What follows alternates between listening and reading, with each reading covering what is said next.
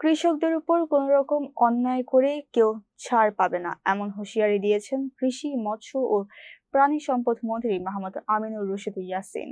শুক্রবার দুপুরে কুমিল্লার আদর্শ সদর উপজেলার বিবির বাজার হাই স্কুল অ্যান্ড কলেজ মাঠে আয়োজিত কৃষক কার্ড বিতরণ অনুষ্ঠানে প্রধান অতিথির বক্তব্যে তিনি এসব কথা বলেন। মন্ত্রী জানান, কৃষক কার্ডের মাধ্যমে কৃষকেরা সেচ সুবিধা পাবেন। সেচ পাম্পগুলোকে সোলার সিস্টেমের আওতায় আনা হবে, যাতে জাতীয় গ্রিডের উপর নির্ভর করতে না হয় এবং সরকার এতে ভর্তুকি দেবে। সারা দেশে ডিজিটাল কৃষি সেবা বেগবান করতে প্রধানমন্ত্রী তারেক রহমান গত 14 এপ্রিল এই কর্মসূচির শুভ উদ্বোধন করেন।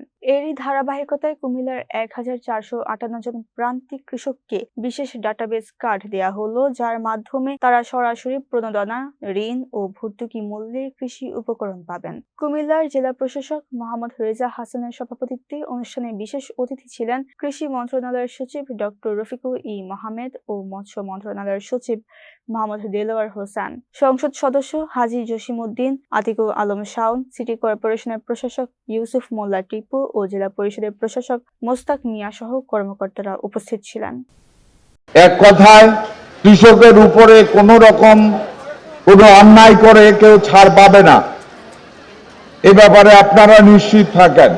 আরেকটা জিনিস আছে যে এখানে এই কৃষি কার্ডের ভিতরে আমরা কিন্তু সেচের সুবিধা পর্যন্ত রাখার চেষ্টা করছি।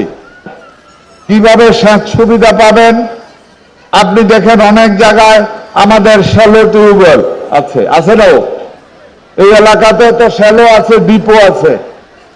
এই শ্যালো টিউবওয়েল এবং ডিপ টিউবওয়েলের অনেক সময় ইলেকট্রিসিটি প্রবলেম হয়। আমরা চিন্তা করছি যে কোনো পরিস্থিতিতেই এই শ্যালো এবং ডিপ টিউবওয়েল গুলিকে আমরা সোলার সিস্টেমে চলে যাওয়ার চেষ্টা করছি। যদি সোলার সিস্টেমে চলে যাওয়া সম্ভব হয় তাহলে অত্যন্ত কম দামে আপনারা পানি পাবেন, এবং ওই সোলার সিস্টেমও শ্যালো এবং ডিপ টিউবওয়েলের প্রশ্নে সরকার ভর্তুকি দেবে। এই কৃষিকাজ যাদের থাকবে, আপনাদের যারা সমিতি আছে ওই সমিতির সবাই কৃষিকার্ড নাম্বারটা নিয়ে বলবে এতজন কৃষিকার্ডের হোল্ডার, এই কৃষি সমবায় সমিতির মালিক, আমরা এখানে আমাদের টিউবওয়েল, ডিপ টিউবওয়েল সোলার সিস্টেমে চালু করব, বাস অটোমেটিক্যালি সোলার সিস্টেমটা অর্ধেক দামে পাবেন।